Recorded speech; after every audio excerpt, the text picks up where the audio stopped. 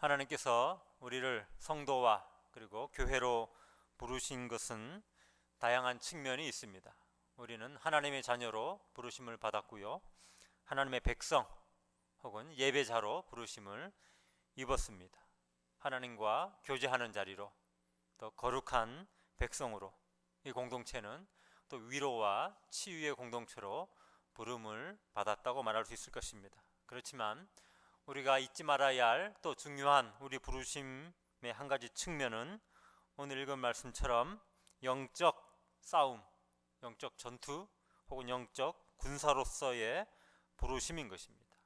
사도 바울은 이 본문에서 에베소서를 마무리하면서 영적 군사로서 영적 싸움을 어떻게 싸워야 되는지에 대해서 구체적으로 가르쳐 주고 있는 것입니다.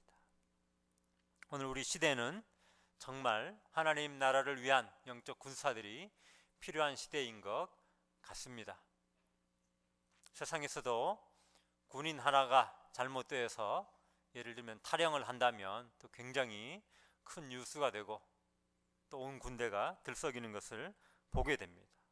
하나님 나라에 이 땅에 많은 군사들이 있는데 참 안타깝게도 제 자리를 지키지 못하는 그런 영적 탈영병들이 너무나 많은 것 같습니다. 군사로 부름받았지만 어떻게 싸워야 할지, 싸움의 대상이 무엇인지 구체적인 것들을 모르는 사람들이 또 많은 것 같습니다. 오늘 12절 먼저 보시면 우리가 싸워야 할 영적 싸움의 대상이 누구인지 분명하게 먼저 말하고 있죠. 우리 12절 말씀 같이 한번 다시 읽겠습니다. 시작. 우리의 씨름은 혈과 육을 상대하는 것이 아니요 통치자들과 권세들과 하늘에 있는 악의 영들을 상대함이라.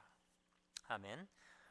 눈에 보이는 혈과 육이 아니다 라고 말하고 있습니다. 대신에 통치자들, 권세자들, 이 세상의 어둠의 세상 주관자들, 하늘에 있는 악한 영들, 앞에 나오는 통치자들, 권세자들은 나라의 통치자들을 말하는 것이 아니고요, 하늘에 있는 영적 세력들의 계급을 말한다고 이해하시면 될 것입니다. 우리는 눈에 보이는 어떤 사람, 어떤 조직, 세상의 어떤 흐름, 이것을 상대하는 것이 아니라 하늘에 있는 악한 영들을 상대합니다. 그렇다고 해서 우리의 영적 싸움이 어떤 귀신을 상대하고 귀신을 쳐다보면서 뭐라 말하고 또 예수 이름으로 악한 영들 다 떠나가라고 소리만 치고, 물론 그것도 영적 싸움의 중요한 한 면이지만 그것들로만 되는 것이 아닙니다. 우리 영적 싸움의 많은 부분은 하늘에 있는 악한 영들을 상대하지만 실제적으로는 우리 현실 세계의 삶에서 그것을 감당하는 것입니다. 우리 가정에서, 우리 개인의 삶에서, 우리 믿음을 지켜야 하는 현장에서, 지식적인 측면에서, 돈을 관리하는 측면에서, 정치 영역에서, 문화에서, 모든 면에서 우리는 눈에 보이는 어떤 사람, 어떤 조직, 어떤 뭔가를 상대하지만 실제로는 그 배후에 있는 악의 영들을 상대하고 있는 것입니다. 그래서 이에 대해서 에베소서 그 앞에 2장에 보시면 사도 바울이 뭐라 하는가 하면 2장 2절 보면 공중의 권세 잡은 자를 따랐으니 곧 지금 불순종의 아들들 가운데서 역사하는 영이라. 지금도 불순종의 아들들 배후에서 역사하는 영, 즉 사탄을 그렇게 표현하고 있는 것입니다. 우리의 상대자는 바로 그 악한 영인 것입니다. 그럼 두 번째로, 싸움의 대상이 악한 영들이라면 무엇을 위한 싸움일까요? 무엇을 지키고 또 무엇을 막아야 하는 것인가에 대해서는 11절 보시면 나와 있습니다. 마귀의 간계를 능히 대적하는 싸움인 것입니다. 마귀의 간계, 간사한 계획을 간계라고 합니다. 마귀의 관계가 무엇인지 알기 위해서는 그 반대말인 하나님의 계획, 혹은 에베소서의 표현에 의하면 하나님의 경륜이라 불러요. 한번 따라해 볼까요? 하나님의 경륜. 에베소서에 이 말이 3번 나오는데요. 한번 보시기 바랍니다. 1장 9절 한번 보세요. 1장 9절에 그리스도 안에서 때가 찬 경륜을 위하여 예정했다라고 말하죠. 경륜이라는 뜻은 원래 경영, 계획한 것을 이끌어가는 그 활동, 그것을 경륜이라 합니다. 그러니까 하나님의 구원 계획과 그 사역을 말하는 것이지요. 3장 2절에도 경륜이 나옵니다. 내게 주신 하나님의 그 은혜의 경륜, 구원의 은혜를 계획하고 이끌어 가시는 걸 말하죠. 3장 9절에도 나옵니다. 하나님 속에 감추어졌던 비밀의 경륜. 여러분, 마귀의 관계는 무엇입니까? 하나님의 계획을 막는 것이 마귀의 관계이죠. 그럼 하나님의 경륜은 무엇입니까? 그리스도 안에서 당신의 구원 사역을 펼치시는 것입니다. 그리스도 안에서 그 구원 사역을 이루시는 것입니다. 아멘. 2000년 전에 이루신 것이죠. 근데 특별히 그 구원 사역을 예수님 이후에 이 땅에 있는 교회들을 통하여 그 구원 사역이 증거되고 선포되고 일어나게 하신 것, 그것이 여러분 하나님의 경륜인 것입니다. 아멘. 우리 교회의 존재 목적이 무엇이죠? 하나님의 구원 사역이 세상 가운데 드러나게 하는 것, 하나님께서 예수님을 통하여 이루신 그 사역이 드러나게 하는 그 수단이 교회인 것입니다. 그럼 마귀의 관계는 무엇일까요? 하나님께서 그리스도를 통하여 이루신 그 구원 사역, 그것이 교회를 통하여 퍼져나가야 하는데 그것을 막는 것이 마귀의 관계인 것이죠. 그것이 마귀의 관계인 것입니다. 교회는 그 하나님의 경륜을 이루기 위해서 어떤 모습이어야 할까요? 그게 이제 4장부터 나오는 내용이에요. 교회는 성령 안에서 하나 되게 하신 것을 힘써 추구해야 합니다. 분열, 싸움이 아니라 하나됨을 추구해야 합니다. 그게 4장에 나오는 내용이죠. 또한 성령을 근심하게 하지 말라. 옛사람을 벗어버리고 새 사람을 입으라. 이것이 4장 후반부의 내용이에요.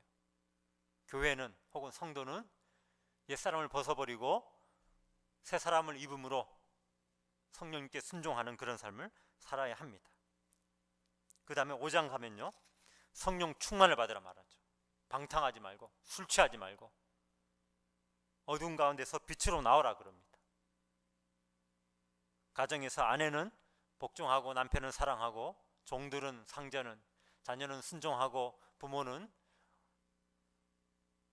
양육하고 이런 명령들이 나옵니다. 가정을 지킬 것을, 관계를 바르게 할 것을 말합니다. 이것이 다 무엇입니까?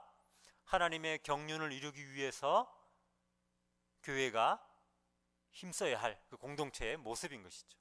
그럼 마귀의 관계는 무엇입니까? 교회를 자꾸 성령이 하나 되게 하신 것을 깨뜨려서 분열로 나가게 하고 새 사람 입지 못하고 예전 습관처럼 행하게 하고 여전히 어둠 가운데 방탕한 삶을 살게 하고 가정은 깨어진 관계 가운데 나가게 하고 복음이 증거될 힘을 상실하게 만드는 것이 마귀의 관계라는 것입니다. 이 말씀을 하면서 그 다음에 오늘 본문 맨 마지막에 나눈 권면이 저와 여러분이 읽은 10절 이하의 본문이에요. 10절이 어떻게 시작합니까? 끝으로 이제까지 많은 말씀을 했습니다. 바울이 하나님께서 그리스도를 통하여 교회를 통하여 이루실 구원 사역을 설명했습니다. 그것을 위해서 교회가 어떤 모습이어야 하는지를 말했습니다. 그래서 한 가지 더 남았는데요, 그것이 끝으로 라는 것입니다. 바로 영적 싸움에 관한 내용인 것입니다. 하나님의 일이 교회를 통해 당신의 구원 사역을 펼치는 거라면 마귀의 일은 그런 교회가 세워지지 않도록 막는 것이겠죠. 아예 처음부터 복음이 증거되지 못하게 하고, 그래서 교회가 세워지지 못하도록 막는 것입니다. 지금 교회가 제대로 서지 못한 많은 민족들이 있는데 왜 그렇게 교회가 세워지기가 힘들까요? 물론 그 사람 마음이 완악하고, 예를 들면 이슬람 같이 또 워낙 종교가 이데올로기 돼가지고 너무 세기 때문에 그러기도 하겠지만, 궁극적으로 무엇 때문입니까? 마귀가 관계를 부르고 있기 때문이라는 것이죠. 교회가 세워지지 못하게 하고요, 혹은 교회가 세워졌다 할지라도 이 땅의 교회들처럼 교회가 많다 할지라도 그 교회로 하여금 엇나가게 하는 것, 빗나가게 하는 것, 그것이 마귀의 관계일 것입니다. 교회가 자기 만족에 빠져서 하나님의 구원을 적극적으로 드러내지 못하게 하거나, 혹은 하나님의 성령을 근심하게 만드는 그런 옛사람에 매여 사는 삶을 살게 하는 것, 그런 것들입니다. 성령 충만해야 하는데 오히려 충만함을 잃어버리고 나약하게 하고 어둠 가운데 살도록 만드는 것. 그래서 안타깝게도 하나님의 구원 경륜을 이루어야 할 교회가 오히려 마귀의 관계를 이루는데 더 도움이 되는, 여러분, 그런 일들도 우리가 너무 많이 보고 있는 것입니다. 바울이 에베소서 말하는 영적 싸움이 바로 이런 것입니다. 이런 마귀의 관계에 대하여 싸워야 한다. 그렇기 때문에 성도, 우리 개인으로서의 삶 자체가 싸우는 삶인 것이죠. 우리가 하나님의 뜻대로 사는 것, 거룩하게 사는 것, 나를 통해 복음이 증거되는 것, 그 자체가 굉장한 싸움인 것입니다. 교회의 모습, 그 교회가 어떤 교회인가, 어떤 공동체인가, 내부적으로 어떤가 하는 그 자체가 굉장한 영적인 싸움인 것입니다. 과연 성령의 하나되게 하심과 성령의 거룩하게 하신 것을 지켜가는가 아닌가 하는 것이 굉장한 싸움인 것이죠.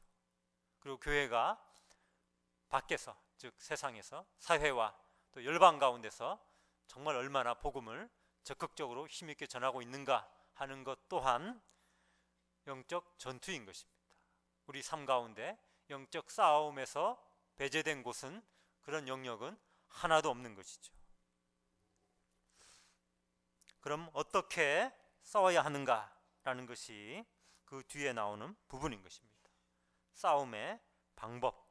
우리가 읽은 10절에 20절까지 말씀 가운데 영적 싸움을 이렇게 싸우라라고 말하는 중요한 동사가 세 가지 있습니다.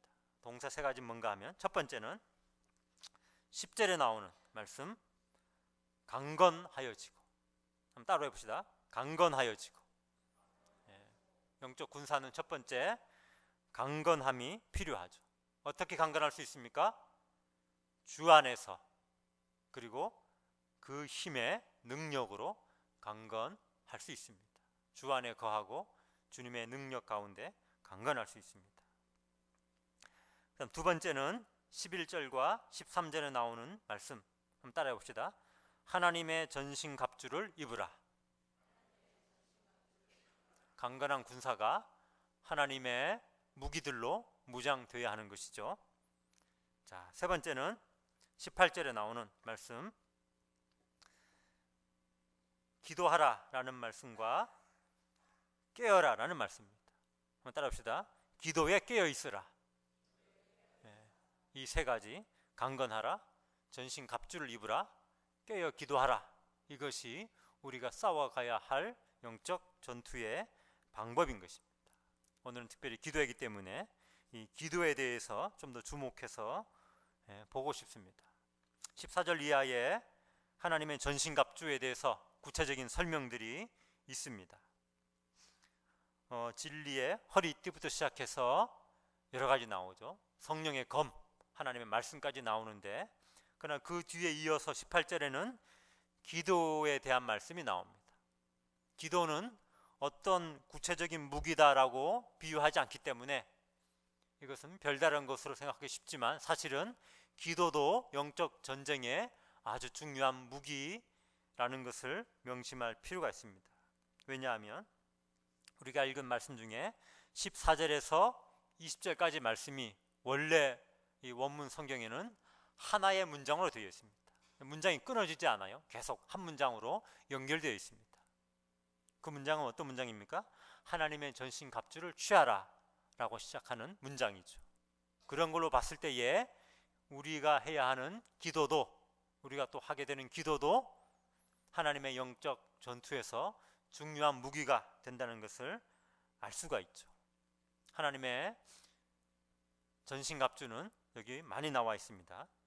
진리, 거짓이 아니라 진리, 그 다음에 의로움, 불의가 아니라 의, 평안의 복음, 혼란과 깨어짐이 아니라 평화, 그 다음에 믿음이 나오죠. 믿음의 방패, 불신과 오만이 아니라 믿음, 방종이 아니라 구원의 투구, 하나님의 말씀까지. 정말 우리가 먼저 한번 우리 자신에게 질문해야 할 것은 무엇인가 하면, 나 자신이 정말 이렇게 잘 무장되어 있는가, 혹은 무장되고 있는가를 여러분 먼저 스스로에게 한번 질문해 보시기 바랍니다. 정말 군사로서 나는 살아가고 있는가? 군사에게 필요한 이것들을, 첫 번째 강건함을, 두 번째 하나님의 전신갑주를 내가 정말 취하고 있는가? 부족한 부분이 있다면 그것을 메꾸려고 날마다 씨름하면서 주님 앞에 나오고 있는가? 그렇게 군사로 살고 있는지를 먼저 물어야 하는 것입니다. 요즘 또 뉴스를 보면 참 가슴 아픈 일이 있죠. 세월호 사건도 힘든데, 굉장히 힘든데, 정치권에서는 또 어느 한 기업의 총수가 나름 자수성가해서 기업을 일으킨 분이 비자금 문제로 수사를 받다가 스스로 목숨을 끊는 일이 있었습니다. 정치권의 여러 핵심 인사들이 관련된 듯 해서 굉장한 뉴스인데요. 그런 뉴스 나올 때마다 가슴 졸이는 마음으로 저를 포함한 여러 사람들이 확인해 보는 게 있습니다.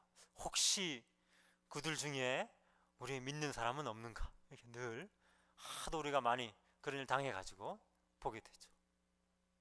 뉴스를 봤더니 설마 혹시나 했는데 또 참 마음이 어렵게 되었습니다.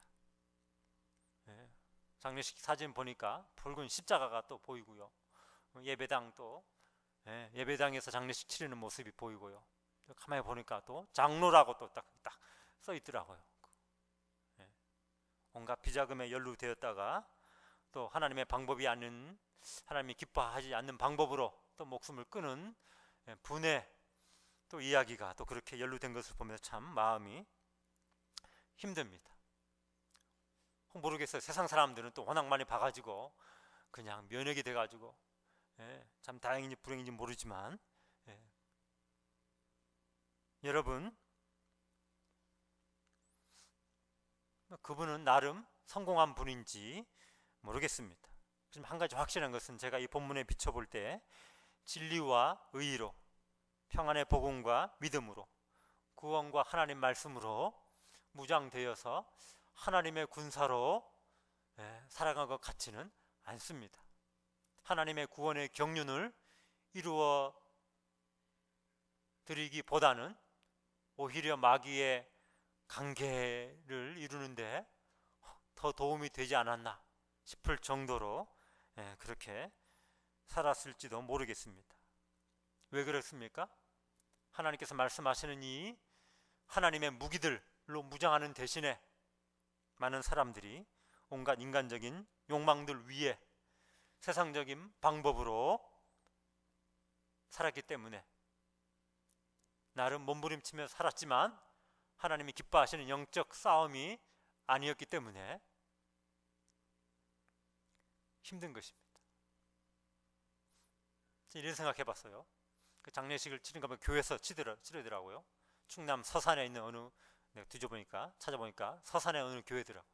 그래서 저는 그 교회 목사님 참 장례식, 장로님이니까 교회에서 하는데 참 마음이 힘들겠다 싶어요. 예. 안 그렇겠어요? 여러분 제발, 예? 우리 권호 목사님, 예. 그런 장례식, 예. 안 치르게 좀 해주세요. 예. 저도 만약에 다음에 목회하면 정말 예. 얼마나 힘들겠어요. 또 목사로서 어쨌든, 예. 자기 교회 성도이고 자기가 치는 양인데,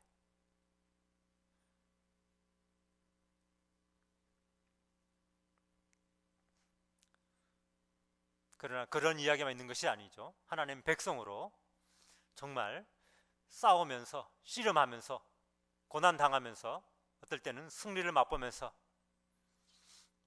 살아가는 분들도 있습니다.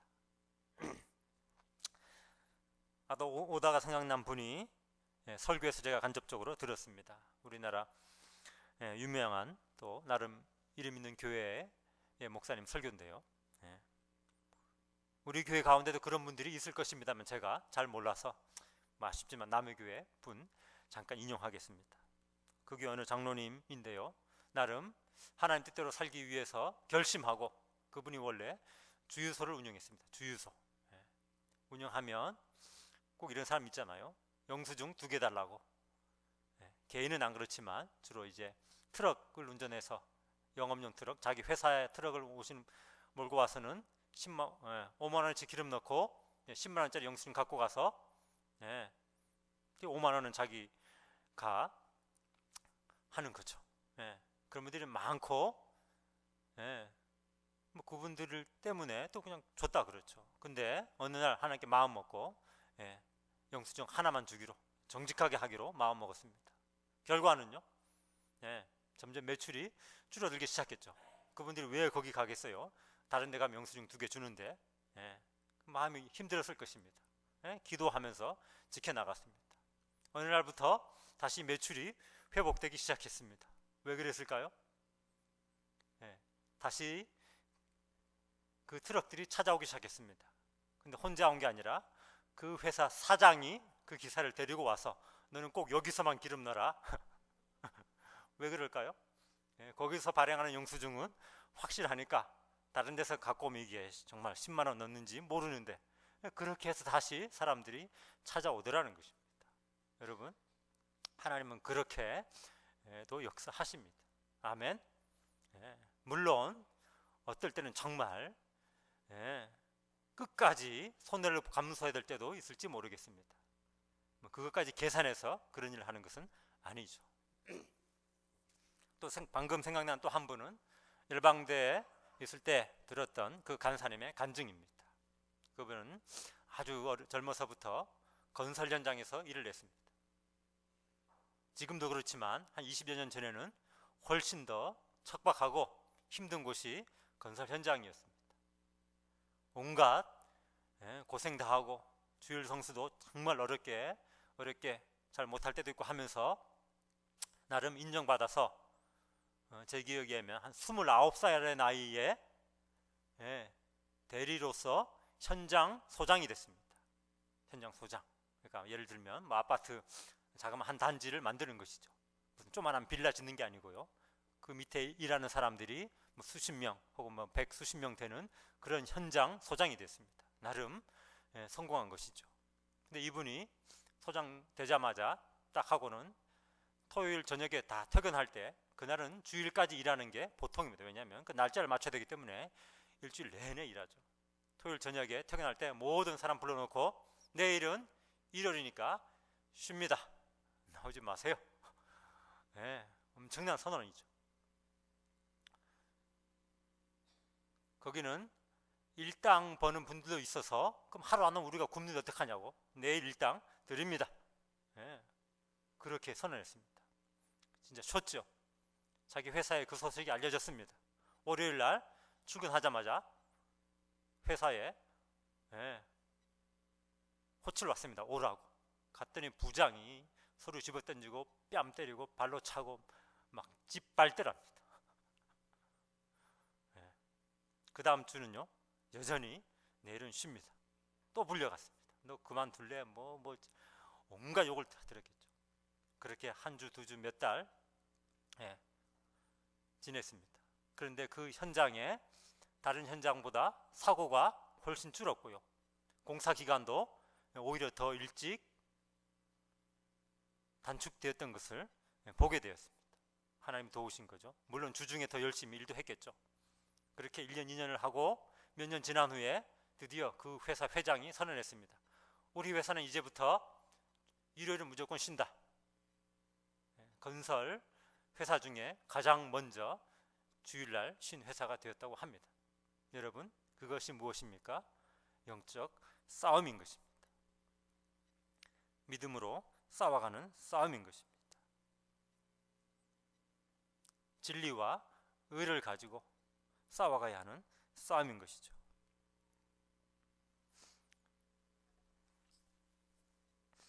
그러나 오늘 제가 말씀드리고자 한 것은 그것 플러스 알파, 바로 기도에 관한 것입니다. 방패도 아니고 칼도 아니고 투구도 아니고 신발도 아니면 여러분, 기도라는 것은 그럼 어떤 무기에 해당되는 것일까요? 우리 문맥상으로 볼 때에 두 가지로 생각해 볼 수 있습니다. 첫 번째는 하나님의 말씀과 더불어 사용하는 공격 무기라고 볼 수 있습니다. 여러분, 17절에 보시면 뭐라 나옵니까? 성령의 검 곧 하나님의 말씀을 가지라. 그 다음에 이어서 모든 기도와 간구를 하되 항상 성령 안에서 기도해라 라고 말하죠. 이어지는 걸로 봐서 말씀과 함께 싸우는 공격용 무기인 것을 볼 수 있어요. 말씀은 성령의 검이고요, 기도는요 또 성령 안에서 기도하라고 말합니다. 말씀과 기도는 잘 아시는 것처럼 성령께서 사용하시는 두 가지 중요한 수단이죠. 기도가 없으면 그 말씀 자체가 힘을 잃게 됩니다. 하나님 말씀이 살아있어, 운동력이 있어 살아 역사하는 말씀, 관절과 골수를 찔러 쪼개는 말씀이 되게 하기 위해서는 반드시 기도와 함께 가야 하는 것입니다. 그런 의미에서 기도는 적극적인 공격 무기가 되는 것입니다. 또 한 가지는 기도는 영적 싸움에서 구체적인 싸움을 벌이는 그 현장을 위한 어떤 후방에서의 든든한 지원 세력이라고도 볼 수 있겠습니다. 아까 말씀드린 그 두 가지 경우에 있어서 정말 많은 사람들이, 본인도 기도했지만 많은 사람들의 기도에 지원이 있었을 것입니다. 아마 사도 바울이 요즘 시대에 살았으면 기도를 이렇게 비유했을지도 모르겠습니다. 기도에 미사일을 가져라. 기도에 대포가 있어라. 후방에서 멀리 쏘아야 되잖아요. 여러분, 이것이 마귀에게는 정말 치명적인 무기가 되는 것입니다. 왜 그럴까요? 다른 것들은 딱 보이잖아요. 칼도 보이고 방패도 보이고 다 눈에 보이는 무기지만 기도는 그렇지 않습니다. 기도는 그렇지 않죠. 미사일은 그렇지 않습니다. 저 멀리 어디선가 날아서 갑자기 공격하는 무기이기 때문에 정말 오늘 말씀의 제목처럼 최종 병기가 되는 것입니다. 여러분, 이런 의미에서 사도 바울은 기도할 것을 자신을 위해서뿐 아니라 보세요, 18절에 모든 성도를 위하여. 우리 성경에는 여러 성도라 했지만 원래 원문상에는 모든 성도입니다. 모든 성도를 위하여 기도할 것을 부탁하고 있습니다. 모든 성도. 왜 모든 성도일까요? 모든 성도들이 이 기도의 지원이 필요하기 때문에, 영적 군사로서 싸워가는 데 있어서 기도의 지원이 필요하기 때문에 여러분, 모든 성도를 위해서 기도하시기 바랍니다. 너무 많다고요? 여러분 가까이 있는, 여러분 구역에 있는, 기관에 있는 성도들을 위해서 구체적으로 기도하는 것이 필요합니다. 그러라고 구역이 있고 그렇게 하라고 기관이 있는 것 아니겠습니까? 단지 교제하고 즐거움을 나누고 하나됨을 누리고, 물론 그것도 중요하죠. 그렇지만 바울이 말하는 것처럼 끝으로 라고 하는 것처럼 함께 싸워가는 그런 모습이 있어야 하는 것입니다. 혹시 여러분 구역 가운데, 지체들 가운데 아까 말씀드린 것처럼 건설 현장에서, 사업 현장에서, 자기의 삶의 현장에서 나는 주님 뜻대로 이렇게 살고자 결심했다. 그런데 정말 문자 그대로 정말 죽겠다, 기도 좀 해달라, 그런 분이 있습니까? 뭐 어떻게 해야 됩니까? 그의 싸움이 바로 나의 싸움인 줄 알고 기도로서 그 싸움을 함께 하는 것입니다. 성도를 위해 기도하라는 거 단지 그분이 건강하고 뭐 사업 잘 되고 뭐 그 자녀 대학 잘 가고 그것만을 뜻하는 것이 아닙니다. 물론 그것들도 기도하지만 그 자체는 부차적인 수단에 불과하죠. 자녀 위해 기도해서 대학 잘 갔는데 여러분, 하나님의 경륜을 이루기보다, 하나님의 도구가 되기보다 오히려 세상과 마귀의 도구가 된다면 여러분, 얼마나 허탈한 일입니까? 그래서 우리의 기도는 영적 싸움을 위한 기도가 반드시 거기에 포함되어야 하는 것입니다. 마지막으로 바울은 자신을 위해서도 기도할 것을 19절 이하에서 부탁하고 있습니다. 나를 위하여서 구하라. 어떻게 하도록요? 마땅히 할 말을, 내가 지금 갇혀있지만 담대히 복음을 전하도록 기도하고 있습니다. 복음의 최전선에 나간 말씀 사역자들, 선교 현장에 있든지 아니면 국내에 있든지 이 자리에 서서 말씀을 서서 전하는 또 공적인 설교자든지 아니면 개인적으로 복음을 전하는 그런 전도자든지 간에 그들을 위하여 기도할 것을, 단지 그분과 기도의 끈을 연결하고 단지 그분을 잊지 않고 그 차원이 아니고요, 그분이 지금 전하는 말씀, 그분이 지금 전하는 그 복음 사역, 지금 말씀의 칼을 들고 나갔습니다. 그 사역에 함께 구체적으로 동참하는, 함께 싸우는 그런 의미에서 기도할 것을 부탁하고 있습니다. 여러분, 마지막으로 그럼 어떻게 우리가 기도해야 합니까? 어떻게 기도해야 할까요? 18절에 모든 기도와 간구로, 모든 기도와 간구. 기도는 우리가 보통 말하는 기도이지만 간구는 거기다 플러스 적극적인 간청, 요청, 탄원이 추가된 기도라고 볼 수 있습니다. 중보와 어떤 선포 이런 것들까지 다 포함됐다고도 볼 수 있겠습니다. 우리가 동원할 수 있는 모든 기도를 동원해서 시간적으로도요, 뭐 새벽이든 이렇게 함께 모여서 하는 금요 기도든지 간에 그렇게 기도하라, 모든 기도와 간구로 나갈 것을 말하고 있죠. 그다음 두 번째는요, 성령 안에서 항상 기도할 것을, 성령 안에서 항상 기도할 것을 말합니다. 성령님은 우리에게 기도하도록 우리를 부르시고 그런 마음을 주시고 때로는 기도의 제목을 주시고 또 사모함을 주시기도 하죠. 정해진 시간뿐 아니라 항상 그렇게 하십니다. 마지막 세 번째는 무엇입니까? 깨어 구하라. 깨어 구하라는 것입니다. 깨어 있으라, 구하라, 항상 힘쓰라. 항상 힘쓰라는 말은 달리 말하면 모든 인내라고도 번역할 수 있습니다. 모든 인내. 여러분, 기도는 여러분 다 아시지만 정말 힘든 일입니다. 그래서 기도는 노동이다 말하는 분도 있고요, 기도는 싸움이다라고 표현하는 분도 있습니다. 인내해야 됩니다. 모든 인내. 기도하다 보면 평안한 시간도 있죠. 정말 주님과 교제하며 내가 한마디 하면 주님은 또 세마디 하시면서 정말 시간 가는 줄 모르고 밤 깊도록 동산 안에 주님과 함께 거하는 그런 시간도 있습니다. 그러나 어떤 때는 정말 씨름해야 하는, 예수님이 겟세마네 동산에서 땀 흘리며 핏방울 흘리며 기도한 것처럼 그렇게 씨름해야 되는 때도 있죠. 인내함으로 자기를 쳐서 복종케 해야 되는 때도 있는 것입니다. 이 모든 방법들, 모든 기도와 간구로 하고 성령 안에서 항상 기도하고 또 항상 힘써야 하는 그런 시간들. 여러분, 사도 바울이 이 짧은 한 절 18절에서 모든이란 말을 4번이라 말하고 있는 것을 주목해 보십시오. 모든 성도를 위해서 기도하되 성령 안에서 항상 모든 시간에 기도하고요, 또 항상 힘쓰고 모든 기도와 간구를 하라. 왜 그렇게 모든 것을 강조하고 있을까요? 우리 기도의 싸움이 급박하기 때문에 그런 것입니다. 기도의 씨름이 만만치 않은 것이기 때문에 그런 것입니다.